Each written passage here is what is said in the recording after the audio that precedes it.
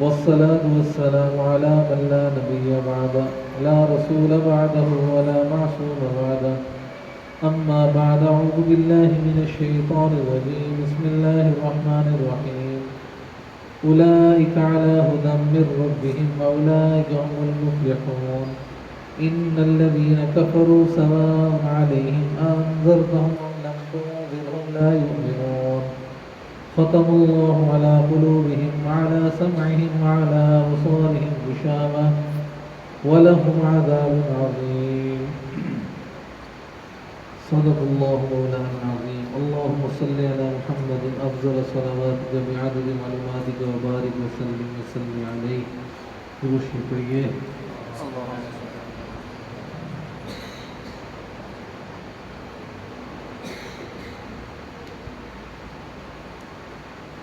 گزشتہ جمعے میں جو 5 صفات مومنین اور متقین کی بیان ہوئی. نمبر 1 بن دیکھے ایمان لانا. میں نے آپ کو بتایا تھا کہ بن دیکھی چیزیں کیا ہوتی ہیں. فرشتے ہیں، جنت ہے، جہنم ہے. ہم نے رسول اللہ صلی اللہ علیہ وسلم کو نہیں دیکھا، آپ پر ایمان رکھتے ہیں. اللہ جل جلالہ کی ذات ہے. تو مومنین کی پہلی صفت یہ ہے کہ وہ ایمان رکھتا ہے جو اللہ تعالیٰ کی طرف سے یا رسول اللہ صلی اللہ علیہ وسلم کی طرف سے بتائی گئی. اور نماز قائم کرنا، اللہ کے دیے ہوئے میں سے خرچ کرنا، اور ایمان لانا اس پر یعنی قرآن مجید پر اور قرآن مجید سے پہلے جو کتابیں نازل ہوئی ان پر. اور آخری صفت کیا ہے جی؟ وَبِالْآخِرَةِ هُمْ يُوقِنُونَ، آخرت کے دن پر ایمان رکھنا. آگے اللہ فرماتے ہیں کہ متقین اور مومنین وہ جو 5 صفات والے ہیں، بن دیکھی چیزوں پر ایمان لانے والے، پہلی کتابوں پر ایمان رکھنے والے، اللہ کے دیے ہوئے میں سے خرچ کرنے والے، اس قرآن پر ایمان لانے والے اور آخرت کے دن پر ایمان رکھنے والے، یہ جو لوگ ہیں نا، اولئک علی ھدی من ربہم، یہ اپنے رب کی طرف سے مکمل ہدایت پر ہے. واولئک ھم المفلحون، اور یہی لوگ فلاح پانے والے ہیں. فلاح کا مطلب نجات پانے والے ہیں. سمجھ آ گئی بات؟ اب فلاح کا لفظ قرآن مجید میں مختلف جگہ پر استعمال ہوا. یہاں پر بھی استعمال ہوا اولئک علی ھدی من ربہم واولئک ھم المفلحون. قد افلح المؤمنون، سورہ مومنون کی شروع میں. اسی طرح قد افلح من تزکا، فلاح پا گیا وہ بندہ جس نے اپنے آپ کو گناہوں سے پاک کیا. تو فلاح کا مطلب نجات ہے کہ یہی لوگ اپنے رب کی طرف سے ہدایت پر ہیں اور یہی لوگ فلاح پانے والے ہیں. اس کی وجہ کیا ہے کہ دیکھیں جو بن دیکھی چیزیں ہیں ان کے اوپر ایمان لانا ضروری ہے. اب اگر بندہ اس نے اللہ کو نہیں دیکھا تو اللہ پر ایمان نہیں رکھتا تو ایسا بندہ مومن نہیں ہے. سمجھ آ گئی بات؟ اسی طرح جو ہے وہ فرشتوں کا انکار کر دیتا ہے. جس نے فرشتوں کا انکار کیا اس نے گویا قرآن مجید کا انکار کیا. جس نے فرشتوں کا انکار کیا گویا اس نے رسول اللہ صلی اللہ علیہ وسلم کی زبان کا انکار کیا. تو یہ بندہ بھی دار اسلام سے خارج ہو جاتا ہے. اگر کوئی بندہ کہتا ہے کہ جنت کوئی نہیں ہے جی، کوئی جنت نہیں، تو یہ بندہ بھی دار اسلام سے خارج. اگر بندہ کوئی جہنم کا انکار کرتا ہے وہ بھی دار اسلام سے خارج. اسی طرح قبر کی زندگی کا جو بندہ انکار کرتا ہے یا مرنے کے بعد دوبارہ اٹھنے کا انکار کرتا ہے، کہتا آخرت کوئی نہیں ہے، جیسا کہ کفار مکہ کہا کرتے تھے کہ اَإِذَا كُنَّا عِظَامًا نَخِرًا، جب ہم بوسیدہ ہڈیاں ہو جائیں گے تو ہم دوبارہ نئے طریقے سے پیدا کیے جائیں گے. تو اللہ نے فرمایا کہ جو رب پہلی مرتبہ پیدا کرنے پر قادر ہے وہ تمہیں دوبارہ بھی پیدا کرنے پر قادر ہے. تو یہ ہمارے ایمان کا حصہ ہے. اب جو بندہ ان چیزوں کے انکار کرتا ہے تو وہ گویا دائر اسلام سے نکل گیا. اسی طرح ایمان کا اصل حصہ نماز کو قائم کرنا ہے. آپ صلی اللہ علیہ وسلم نے ارشاد فرمایا کہ کفر اور اسلام کے درمیان فرق کرنے والی جو چیز ہے وہ کیا ہے؟ نماز ہے. ٹھیک ہے. اور اسی طرح اللہ کے دیے میں سے خرچ کرنا. مومن کی صفت یہ ہے کہ وہ خرچ کرتا ہے. اور رسول اللہ صلی اللہ علیہ وسلم نے ارشاد فرمایا کہ جو بندہ خرچ کرتا ہے اللہ کے دیے ہوئے میں سے، تو اللہ کے فرشتے اس کے لیے دعا کرتے ہیں اللہم اعطِ منفقا خلفا، کہ اے اللہ خرچ کرنے والے کو مزید عطا فرما۔ سمجھا یہ بات؟ تو یہ خرچ کرنا، جود و سخا کرنا، یہ ایک مومن کی صفت ہے، اور روکنا بخیلی ہے جو کفار کی صفت ہے۔ کل میں ایک بڑی عجیب بات پڑھ رہا تھا کہ ایک بزرگ فرما رہے تھے کہ میں نے اپنے غلام کو بھیجا کہ جاؤ فلاں آدمی کو جا کر یہ دے آؤ۔ اس نے غلام لے کر وہ گیا، واپس آ گیا، کہنے لگا کہ حضرت آپ نے جو بھیجا نا جس بندے کے پاس، وہ بندہ مستحق نہیں ہے۔ تو میں نے اس کو کہا، میں نے کہا کہ یار مستحق ہے یا نہیں ہے، میں نے بھیجا نا، تم جا کے اس کو دے آؤ۔ غلام کیا جا کے دے آیا، واپس آیا، انہوں نے اس کو بٹھا لیا، انہوں نے اس کو کہا کہ آئندہ آپ نے کسی کو چیز دیتے ہوئے یہ نہیں دیکھنا کہ وہ اس چیز کا مستحق ہے یا نہیں ہے۔ کیوں؟ اگر تم یہ دیکھنا شروع کر دو گے کہ مستحق ہے یا نہیں ہے، تو تمہیں وہ چیزیں ملنا اللہ کی طرف سے بند ہو جائے گی جن کے تم مستحق نہیں ہو۔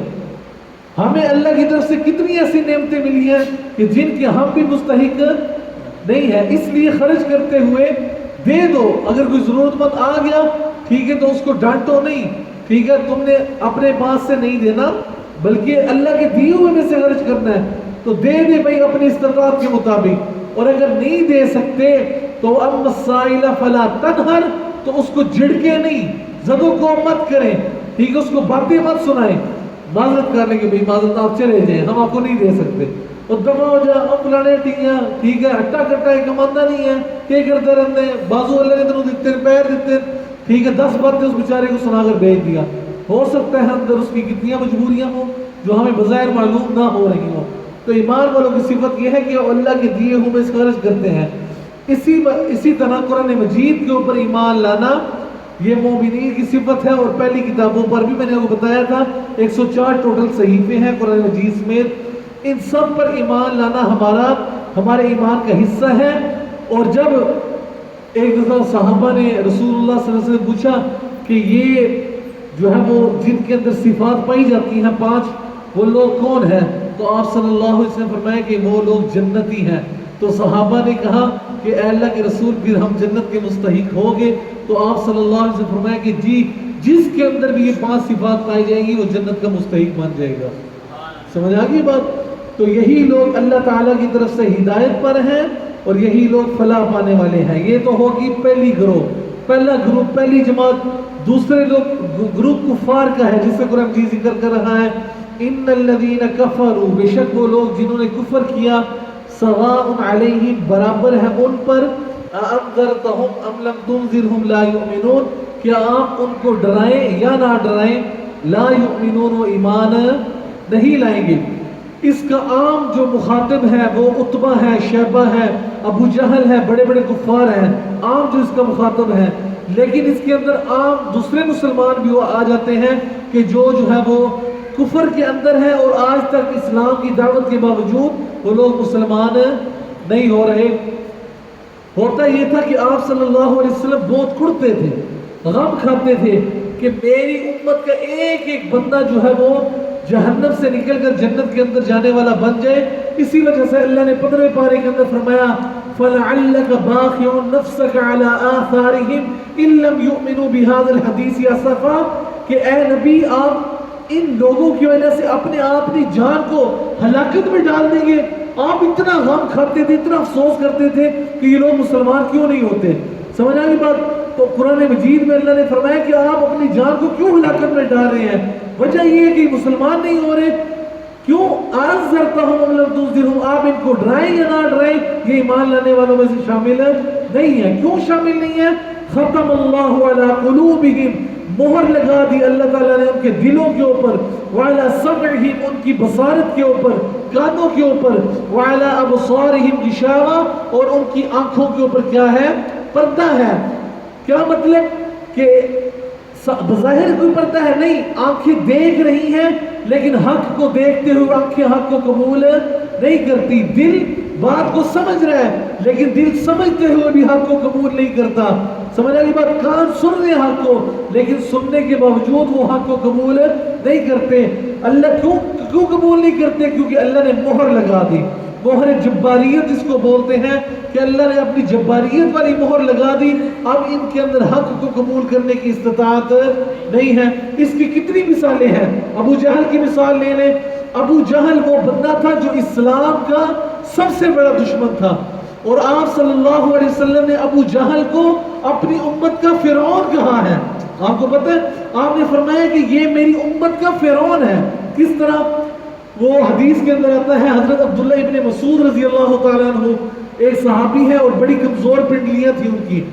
یہ کہتے ہیں کہ میں بدر کے اندر جا رہا تھا تو اپنے زخمیوں کو دیکھ رہا تھا تو میری نظر پڑی ابو جہل کے اوپر. وہ پڑا ہوا تھا زخمی، چند اس کی رمق باقی تھی، سانسیں باقی تھی. تو میں اس کی چھاتی کے اوپر بیٹھ گیا تو کہنے لگا، اور چرواہے، بکریاں چلانے والے، آج تمہیں پتہ ہے کہ تم ایک سردار کے سینے کے اوپر بیٹھے ہو. تو عبداللہ بن مسعود رضی اللہ عنہ سے کہا کہ تیری سانسیں ابھی باقی ہیں، تو معاذ اور معوذ رضی اللہ تعالیٰ کے حملے سے زخمی ہوا ہے، میں تمہیں دعوت اسلام دیتا ہوں اور تیرا میں کلمہ اگر تو قبول کر لیتا ہے رسول اللہ تک پہنچا دوں گا اور رسول اللہ قیامت کے دن تیری سفارش فرما دیں گے. تو ابو جہل کہنے لگا، تو مجھے اسلام کی دعوت دیتا ہے، اپنے نبی کو جا کر بتا دینا کہ مجھے جتنی نفرت ان کے دین سے اپنی زندگی میں تھی مرتے وقت اس سے زیادہ ہو گئی ہے. سمجھ آئی بات؟ حضرت عبداللہ بن مسعود کہتے ہیں کہ میں نے اس کے سر کو کاٹنا شروع کر دیا تو کہنے لگا ذرا سر نیچے سے کاٹو تاکہ پتہ چلے کہ یہ مکہ کے چودھری کا سر ہے. حضرت عبداللہ بن مسعود نے اس کے سر کو کاٹا، رسول اللہ کی خدمت میں پیش کیا، ساری بات بتائی. آپ نے فرمایا یہ میری امت کا فرعون تھا. موسیٰ کا فرعون تو غرق ہوتے ہوئے کیا کہنے لگا کہ میں ایمان لے کر آتا ہوں موسیٰ اور اس کے رب پر، لیکن اس نے مرتے ہوئے بھی میرا کلمہ قبول نہ کیا. کیوں قبول نہ کیا؟ ختم اللہ علی قلوبہم وعلی سمعہم وعلی ابصارہم غشاوہ. مہر لگ چکی تھی، مہر جباریت لگ چکی تھی، کبھی بھی حق کو قبول کرنے والے میں سے شامل نہیں ہو سکتے تھے. ایک مرتبہ یہی ابو جہل کنویں میں گر پڑا. بڑے لوگوں نے اس کو نکالنے کی کوشش کی لیکن یہ نکل نہ سکا. اس نے کہا ایک ہی بندہ ہے جو مجھے اس کنویں سے نکال سکتا ہے. لوگوں نے کون سا؟ انہوں نے کہا جاؤ محمد صلی اللہ علیہ وسلم کو بلا کر لاؤ. آپ صلی اللہ علیہ وسلم آئے. آپ نے کہا کہ ابو جہل اگر میں تمہیں کنویں میں سے نکال دوں تو کیا کرو گے؟ اس نے کہا کہ میں آپ کی دعوت کو قبول کر لوں گا، اسلام لے آؤں گا. آپ صلی اللہ علیہ وسلم نے بغیر کسی کی مدد کے اکیلے اس کو کنویں سے باہر نکال لیا. باہر آ کر کہنے لگا کون سا کلمہ، کیسا کلمہ؟ ٹھیک ہے، آپ نے اپنی امت کا فرعون ایسے نہیں اس کو کہا، یہ واقعی فرعون تھا. ایک بار تو ہاتھ میں کنکریاں اٹھا کر آ گیا، کہنے لگا بوجھو تو جانے یہ کیا ہے میرے ہاتھ میں. کنکریاں تھی اس کے ہاتھ میں. آپ نے فرمایا میں بتاؤں یا ہاتھ میں تیرے جو ہیں وہ بتائیں؟ ٹھیک ہے، تو کہنے لگا کیسے؟ تو آپ صلی اللہ علیہ وسلم نے جو ہے وہ کہا کہ تیرے ہاتھ میں جو چیزیں ہیں وہ خود بتائیں گی. آپ صلی اللہ علیہ وسلم نے اللہ کے حکم سے کنکریوں کا کلمہ پڑھو. کنکریوں کے منہ سے کلمہ پڑھنے کی آواز آنے لگ پڑی، لیکن یہ خبیث پھر بھی مسلمان نہ ہوا. کیوں؟ ختم اللہ علی قلوبہم وعلی سمعہم وعلی ابصارہم غشاوہ. ہدایت ان کے مقدر میں نہیں تھی. کیوں ہدایت مقدر میں کیوں نہیں تھی؟ کیوں نے قرآن مجید کہتا ہے فلما زاغوا ازاغ اللہ قلوبہم. انہوں نے اپنے دل کو اسلام کی طرف سے موڑا تو اللہ تعالیٰ نے بھی ان کے دل کو اوپر کیا کر دیا؟ پردہ ڈال دیا. کبھی بھی وہ حق کو قبول کرنے والے نہیں ہیں. دوسری بات یہ ہے کہ ہدایت اللہ کے اختیار میں ہے. اگر اللہ ہدایت دینا چاہے تو کوئی روک نہیں سکتا، اور اگر ہدایت نہ دینا چاہے تو کوئی بندہ دوسرے کو ہدایت دے سکتا نہیں. قرآن مجید کہتا ہے انک لا تہدی من احببت. اے اللہ کے رسول آپ جس سے محبت کرتے ہیں اس کو ہدایت بولو بھائی نہیں دے سکتے. آپ صلی اللہ علیہ وسلم کی بڑی خواہش تھی کہ میرا چچا ابو طالب دنیا سے کلمہ پڑھ کر جائے، مسلمان ہو کر جائے. مرتے وقت اس کو کہا چچا جان میرے کان میں کلمہ پڑھ دو، قیامت کے دن میں اس کی گواہی دوں گا. اس نے کہا میں نک کتھا چھوڑ کے جاؤں گا. اگر مجھے یہ ڈر نہ ہوتا، یہی ہوتا نا آج کل کہ میری نک کتھے جائے گی، میں اگر کسی حق بات کو تسلیم کر لوں گا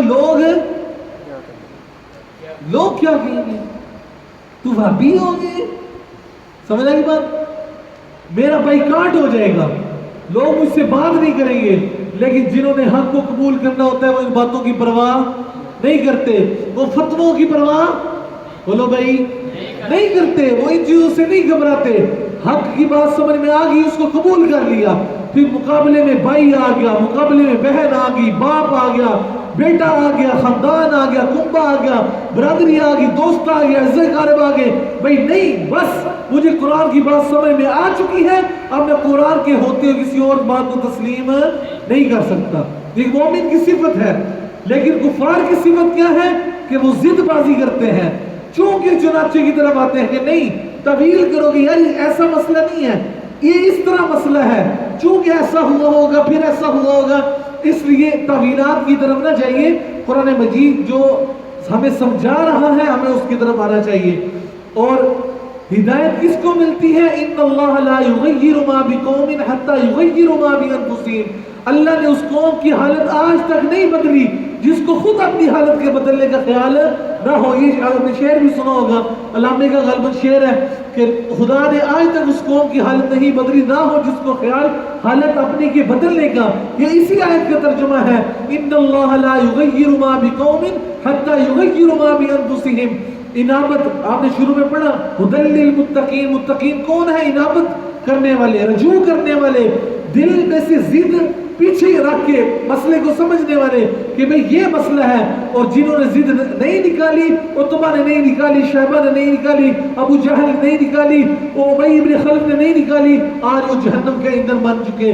لیکن جنہوں نے ضد کو دل سے نکال دیا، کلمہ حق کو قبول کیا، وہ آج غار میں رسول اللہ صلی اللہ علیہ وسلم کے ساتھ آرام فرما رہے ہیں، ابو بکر آرام فرما رہے ہیں، عمر فاروق آرام فرما رہے ہیں، عثمان غنی جنت البقیع میں آرام فرما رہے ہیں، حضرت علی المرتضیٰ، دیگر صحابہ جن کا نام تاریخ میں امر ہو چکا ہے کہ جن کا نام قیامت کی صبح تک کیا رہے گا، روشن رہے گا کہ انہوں نے آپ صلی اللہ علیہ وسلم کے ساتھ ضد نہیں کی، انابت کی، تو اللہ تعالیٰ نے ان کو ایمان کی دولت سے سرفراز فرما دیا. اور جن کے دل میں ضد تھی، عناد تھا، چاہے وہ رسول اللہ کے کتنے بھی قریبی رشتہ دار تھے، اللہ تعالیٰ کی طرف سے ان کو ہدایت نہیں ملی تو وہ ہدایت نہ پا سکے. اور دنیا کے اندر تو یہ ہے کہ خاتمیت لگ چکی ہے، مہر لگ چکی ہے. آخرت میں کیا ہوگا؟ وَلَهُمْ عَذَابٌ عَظِيمٌ. اور آخرت میں ان کے لیے کیا ہوگا؟ سخت دردناک عذاب ہوگا، ایسا عذاب کہ جس کو وہ برداشت نہیں کر سکیں گے. ٹھیک ہے، وہ دنیا کے لحاظ سے بہت سخت ہوگا. یہ تو لوگ انکار کرتے ہیں کہ مرنے کے بعد کی زندگی نہیں ہے، لیکن ایک مسلمان کا یقین ہے کہ مرنے کے بعد اللہ کے حضور پیش ہونا ہے. جو نیکیاں کی ہیں اس پر ثواب ملے گا، جو گناہ کیے ہیں ان کے اوپر سزا ملے گی. مسلمان جس نے کلمہ پڑھا جنت کے اندر جائے گا اور جنت کے اندر ہمیشہ ہمیشہ رہے گا. کافر جس نے کلمے کا انکار کیا وہ جہنم کے اندر جائے گا اور ہمیشہ ہمیشہ جہنم کے اندر رہے گا. اللہ تعالی ہم سب کو کلمے کی موت عطا فرمائے اور ہمارا خاتمہ ایمان پر فرمائے.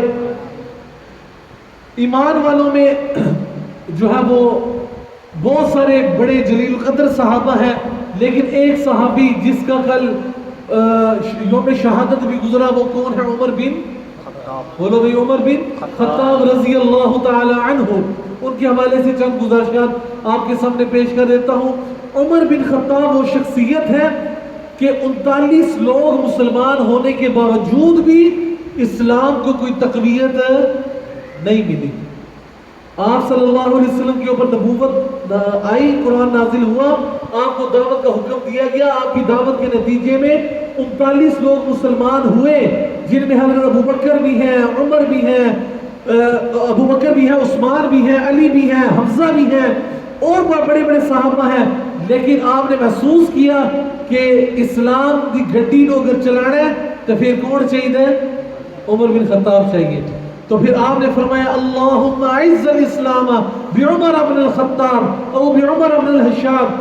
یا اللہ دو بندے ایک بندہ دے دے، یا عمر بن خطاب دے دے یا عمر بن حشام، یہی ابو جہل دے دے. دیکھو اب وہی بات ہے، ابو جہل رسول اللہ کے مانگنے کے باوجود نہ ملا، اور عمر مانگا، اللہ کی طرف سے ہدایت ملنی تھی تو اللہ نے عمر بن خطاب کو رسول اللہ کی جولی میں ڈال دیا۔ اس سے اگلے دن ہی آپ نے دعا کی، صبح تہجد کے وقت دعا کی، بیت اللہ کا غلاف پکڑ کر دعا کی۔ اگلے دن بیت اللہ میں میٹنگ ہو گئی کہ یار یہ جو مسئلہ بنا ہے کہ تمام الہوں کا ایک ہی الہ بنا لیا، ٹھیک ہے، تمام معبودوں کا ایک ہی معبود بنا لیا، ہمارا سر درد ٹھیک کرنے والا تو اور تھا، پیر کا درد ٹھیک کرنے والا اور تھا، شادیاں کروانے والا اور تھا، جیسا کہ ہمارے ہاں لاہور والا کوئی اور کام کرتا ہے، پشاور والا اور کام کرتا ہے، بچے دینے کے لیے کھڑی شریف ٹر جاؤ، ٹھیک ہے، کوئی اور کام مقدمات سے رہائی لینی ہے تو پنڈی شریف ٹر جاؤ، ٹھیک ہے، جتنے دربار بنے اس شہر کے نام شریف لا دو۔ سمجھ آئی نا بات؟ جہاں دربار بناؤ بابا جی کا وہاں اس شہر کے ساتھ شریف لگا دو۔ اچھا، تو ان کا بھی یہی معاملہ تھا کہ یہ کیا کہتے ہیں کہ تمام الہوں کا ایک ہی الہ ہے، یہ بات ہمیں سمجھ میں نہیں آتی۔ اب ان کا بائیکاٹ کیا، سوشل بائیکاٹ کیا، دیگر معاملات کیے، کیا کر مشورہ ہے۔ اس مجلس میں حدیث میں آتا ہے شیطان بھی ایک بوڑھے کی شکل میں آیا ہوا تھا، اس نے کہا یار بات سنو میری، تم سارے حربے آزما چکی ہو، ایک کام کرو، یہ معاملہ ہی ختم کرو، کوئی بندہ ذمہ داری لے لے، رسول اللہ صلی اللہ علیہ وسلم جا کر نعوذ باللہ قتل کر دے۔ تو عمر بن خطاب نے کہا میں یہ کام کرتا ہوں۔ اب یہ نکلے، راستے میں ایک صحابی سے ملاقات ہوئی، اس نے پوچھا ہاں بھی کہاں کی ارادہ ہے؟ عمر صاحب آپ کے تیور ٹھیک نہیں لگ رہے، کہاں کی ارادہ ہے؟ تو حضرت عمر نے کہا کہ میں تو آج آپ لوگوں کا قصہ ختم کرنے جا رہا ہوں۔ انہوں نے کہا باقی معاملات بعد میں دیکھنا، قصے بعد میں تمام کرنا، پہلے اپنے گھر کی خبر لے لو۔ بہن اور بہنوئی دونوں مسلمان ہو چکے ہیں، جس دعوت کو روکنے کے لیے آپ جا رہے ہیں وہ دعوت آپ کے گھر میں پہنچ چکی ہے۔ عمر بن خطاب نے گھر گئے، بیوی بہن کو مارا، بہنوئی کو مارا، اور جو ٹیچر بنانے کے لیے قاری صاحب گئے ہوئے تھے ان کو بھی مارا۔ اس وقت وہاں ایک قاری صاحب موجود تھے جو ان کو قرآن پڑھا رہے تھے، وہ صحابی کا نام میرے ذہن میں نہیں ہے، یہ دونوں میاں بھی مسلمان ہونے کے بعد ان سے قرآن پڑھ رہے تھے، تھوڑی ٹیوشن ثابت ہو گئی ہے، سمجھ آئے گی بات؟ تو بہرحال ان کو بھی مارا جو استاد ٹیوشن پڑھا رہے تھے۔ اب جب انہوں نے مار شر کھا لی تو کہتے ہیں ہاں بھی اب کیا ارادہ ہے؟ مار تو آپ نے لیا، کلمہ چھوڑنے والے نہیں ہیں، تو کہا کہ ذرا مجھے بھی پڑھو، کیا پڑھ رہے تھے؟ تو سلمہ پڑھا طٰہٰ مَا أَنزَلْنَا عَلَيْكَ الْقُرْآنَ لِتَشْقَىٰ إِلَّا تَذْكِرَةً لِمَن يَخْشَىٰ۔ بس یہ پڑھنے کی دیر تھی، عمر کا دل بھی پگھل گیا۔ ایسے تو اللہ نے نہیں فرمایا لَوْ أَنزَلْنَا هَٰذَا الْقُرْآنَ عَلَىٰ جَبَلٍ لَّرَأَيْتَهُ خَاشِعًا مُتَصَدِّعًا مِّنْ خَشْيَةِ اللَّهِ۔ اگر ہم اس قرآن مجید کو پہاڑوں پر نازل کرتے تو پہاڑ ریزہ ریزہ ہو جاتے۔ عمر کا دل کیوں نہ پگھلتا؟ عمر بھی آج پھر قبول ہو کر آگے دار ارقم میں حضور موجود ہے۔ حضور نے فرمایا عمر کس لیے آئے ہو؟ کہ اے اللہ کے رسول آج عمر مرید بن کر آیا، لیکن حقیقت میں عمر مرید نہیں، عمر مراد بن کر آیا۔ ایسا ہی ہے نا، صحابہ سارے مرید بن کر آئے، عمر مراد بن کر آئے، سارے صحابہ خود ایمان لے کر آئے، لیکن عمر کو رسول اللہ نے ہاتھ ملا کر مانگا یا اللہ عمر دے دے۔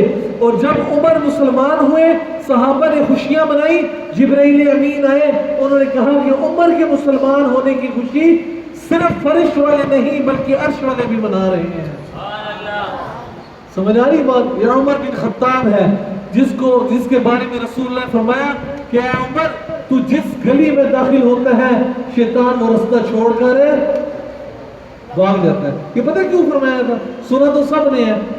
معاملہ یہ ہوا کہ آپ صلی اللہ علیہ وآلہ وسلم بیٹھے تھے گھر میں، ایک لونڈی آ گئی، اس نے کہا کہ اے اللہ کے رسول میں نے اپنے زمانے جاہلیت میں منت مانی تھی کہ میرا فلاں کام پورا ہوگا تو میں دف بجا کر اپنی منت پوری کروں گی، اب میں چونکہ مسلمان ہو چکی ہوں میرے لیے کیا حکم ہے؟ آپ نے فرمایا کہ کہاں پر دف بجانا؟ اس نے کہا میلے کے اندر جا کر لوگوں کے سامنے۔ آپ نے فرمایا چھوڑو، اس طرح کرو دف لے آؤ میرے سامنے بجا دو، تیری منت پوری ہو جائے گی۔ وہ دف لے آئی، دف بجانے لگی، اتنی دیر میں حضرت ابوبکر آ گئے، وہ دف بجاتی رہی، پھر حضرت عثمان آ گئے، وہ دف بجاتی رہی، اتنی دیر میں حضرت عمر آئے۔ جو ہی حضرت عمر آئے اس نے حضرت عمر کو دیکھا، دف بجانا چھوڑ کر دف نیچے رکھ دیا اور دف کے اوپر بیٹھ گئی۔ آپ صلی اللہ علیہ وسلم بہت زیادہ مسکرائے۔ آپ نے فرمایا عمر تو جس گلی میں داخل ہوتا ہے شیطان وہ رستہ چھوڑ کر بھاگ جاتا ہے. اب دیکھیے رسول اللہ کی موجودگی میں وہ دب بجا رہی ہے. حضرت صدیق اکبر ہے وہ دب بجا رہی ہے. عثمان غنی ہے دب بجا رہی ہے. جو ہی حضرت عمر ہے اس نے دب کو چھپا دیا کہ حضرت عمر میری کلاس نہ لے لیں, کیونکہ حضرت عمر جو ہے دین کے معاملے میں بہت زیادہ سخت تھے. یہ حدیث ہے بخاری شریف کے اندر, آپ صلی اللہ علیہ وسلم فرمایا کہ میں نے خواب دیکھا کہ میں ایک ڈول کھینچ رہا ہوں. اس ڈول کو جب میں نے باہر نکالا تو اس ڈول کے اندر کچھ نرمی تھی, اس پانی کے اندر نرمی تھی. تو میں تھوڑا پریشان ہوا. پھر کہتے ہیں میں نے, وہ اشارہ تھا صدیق اکبر کی طرف, چونکہ حضرت صدیق اکبر دل کے نرم تھے. پھر فرمایا کہ میں نے دوبارہ ڈول نکالا اور بڑا ڈول تھا اور فل پانی سے بھرا ہوا تھا. تو وہ اشارہ تھا عمر بن خطاب رضی اللہ تعالیٰ عنہ کی طرف, کہ اشارہ تھا کہ یہ ایمان اتنا صدیق اکبر کے اندر ہے اور حضرت عمر جو ہے اسلام کے معاملے میں اس قدر سخت ہے جتنا اس ڈول کے اندر سختی ہے. تو بات سمجھ میں آ رہی ہے. اور صحیح بخاری کے اندر, مسلم کے اندر اگر آپ فضائل صحابہ پڑھیں تو آپ کو پتہ چلے گا کہ اللہ جل جلالہ نے ان صحابوں کو کیسے مرتبے عطا کر رکھے تھے. صحابہ فرماتے ہیں کہ ہمارے منہ سے یا رسول اللہ کی زبان سے یہی نکلتا تھا, میں ابو بکر اور عمر, میں ابو بکر اور عمر. ایک عورت آئی, اس نے کہا اے اللہ کے رسول مسئلہ بتائیں. آپ نے مسئلہ بتایا. پھر اس نے کہا اے اللہ کے رسول اگر میں آپ کے بعد آؤں آپ کو نہ پاؤں, اس کا اشارہ تھا کہ موت برحق ہے, اگر میں آتی ہوں آپ اس دنیا سے چلے گئے ہوتے ہیں تو میں کس سے مسئلہ طلب کروں؟ تو آپ نے فرمایا ابو بکر سے, اگر وہ نہ ہو تو عمر سے. سمجھ آئی بات؟ تو صحابہ کہتے تھے کہ آپ کے ان جملوں سے ہم رشک کرتے تھے کہ آپ جہاں کہیں بھی ہیں آپ فرماتے تھے میں ابو بکر اور عمر, میں ابو بکر اور عمر, میں ابو بکر اور عمر. اور قیامت کا حتیٰ کہ ذکر کیا کہ قیامت کے دن قبر پھٹے گی, سب سے پہلے میں نکلوں گا, پھر ابو بکر نکلیں گے, عمر نکلیں گے, اور ہم یوں ہاتھوں میں ہاتھ دیے جنت کی طرف بولے بھائی چل پڑیں گے. سمجھ آئی بات؟ تو حضرت عمر رضی اللہ تعالیٰ عنہ یکم محرم الحرام کو 26 ذی الحجہ پر ان پر حملہ ہوا. 3 دن کے بعد جو ہے وہ زخموں کی تابنا لاتے ہوئے ابو لؤلؤ جو مجوسی تھا, فیروز ایرانی نسل تھا, اس نے حضرت عمر پر حملہ کیا. آیا تھا کسی معاملے کے لیے, اس نے کہا کہ آپ غیر مسلموں سے جو جزیہ لیتے ہیں میں وہ جزیہ ادا نہیں کر سکتا. تو حضرت عمر نے کہا کہ اسلام قبول کر لو, اور اگر ہمارے ملک میں رہنا ہے تو جزیہ ادا کرنا پڑے گا. تو اس نے بڑا غصہ ہے اس کو. تو آپ نے فرمایا کام کیا کرتے ہو؟ اس نے کہا میں چکی بناتا ہوں. تو حضرت عمر نے کہا تو میرے لیے بھی ایک چکی بنا دو آٹا پیسنے والی. اس نے کہا میں آپ کو ایسی چکی بنا کر دوں گا جس کی آواز عرب و عجم میں گونجے گی. وہ چلا گیا. تو حضرت عمر نے کہا کہ جاتے ہوئے مجھے قتل کرنے کی دھمکی دے کر گیا. یہ جس میں الفاظ بولے ہیں نا کہ میں ایسی چکی بناؤں گا کہ جس کی آواز عرب و عجم گونجے گی, وہی ہوا. اس سے اگلے دن نماز فجر پر حضرت عمر بن خطاب آئے. یہ مسجد کی اوٹ میں چھپا ہوا تھا. اس نے دوران نماز حضرت عمر پر حملہ کیا اور اتنے تیز دار خنجر کے ساتھ نیچے تک چلا گیا کہ آنتیں بھی کٹ گئیں, اور نہ دودھ رک سکتا تھا نہ دوائی رک سکتی تھی.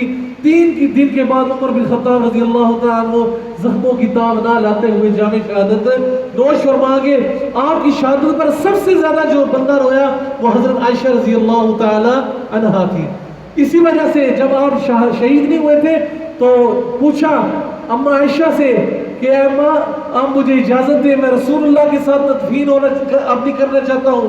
حضرت عائشہ نے فرمایا کہ جگہ تو میں نے اپنے لیے رکھی تھی لیکن آج میں اپنے اوپر عمر کو ترجیح دیتی ہوں, یہ جگہ ان کے لیے وقف کر دی جائے. تو یوں حضرت عمر بن خطاب کو رسول اللہ صلی اللہ علیہ وسلم کے پہلو میں دفن کر دیا گیا. آج بھی ایرانی النسل جو ہے وہ شین والے لوگ باب ابو بکر یا باب عمر سے داخل نہیں ہوتے. آج ادھر چلے جائے نا مدینہ میں تو باب صدیق سے یا باب عمر سے یہ لوگ, آج بھی عمر کا اتنا روب ہے اس کے مرنے کے بعد بھی کہ آج بھی باب عمر سے داخل ہونے کی جرت نہیں کر سکتے. یہ بڑے عرصے کی بات ہے, اس وقت ہم بھی چھوٹے چھوٹے تھے. ایک ایرانی نسل نے جو ہے وہ روز رسول کے باہر بڑا فساد کھڑا کیا تھا اور اس نے بکواس کی تھی کہ ان دونوں کو اشارہ کیا تھا اس نے کہ ان دونوں کو جو ہے وہ کیا کرو باہر نکالو. رسول اللہ صلی اللہ علیہ وسلم کی جو ساتھ مدفون ہے صدیق اکبر عمر, تو اس وقت پھر سعودی گورنمنٹ نے اس کو گرفتار کیا. پھر چونکہ یہ سیاسی معاملات ہوتے ہیں پھر امریکہ نے اس میں دخل اندازی کی, ایران شامل ہوا تو پھر مل ملا کر انہوں نے اس بندے کی خلاصی کروا لی. ہونا یہ چاہیے تھا کہ اس بندے کو وہیں پر قتل کرنا چاہیے تھا. صحیح بات یعنی جیسا کہ وہ آپ نے سنا واقعہ بادشاہ تھے جو کیا نام تھا ان کا نور الدین زنگی رحمہ اللہ, ان کا واقعہ سنے نا آپ نے کہ انہوں نے وہ جو یہودی آئے تھے میت کو نکالنے کے لیے آپ صلی اللہ علیہ وسلم کی جو ہے وہ جسم مبارک کو نکالنے کے لیے برے ارادے سے آئے تھے, تو یہ لمبا واقعہ آپ کو کبھی سنائیں گے انشاءاللہ. تو نور الدین زنگی رحمہ اللہ کو آپ صلی اللہ علیہ وسلم نے خواب میں بتلایا کہ وہ ایسا ارادہ چاہتے ہیں, تو پھر اللہ کے حکم سے ان کو جو ہے وہ کیا کر دیا گیا, روزہ رسول کے باہر قتل کر دیا گیا. تو اس طرح کی جرت کرے, ہونا تو یہ چاہیے کہ لوگوں کو جو ہے وہ جینے کا کوئی حق نہیں دینا چاہیے.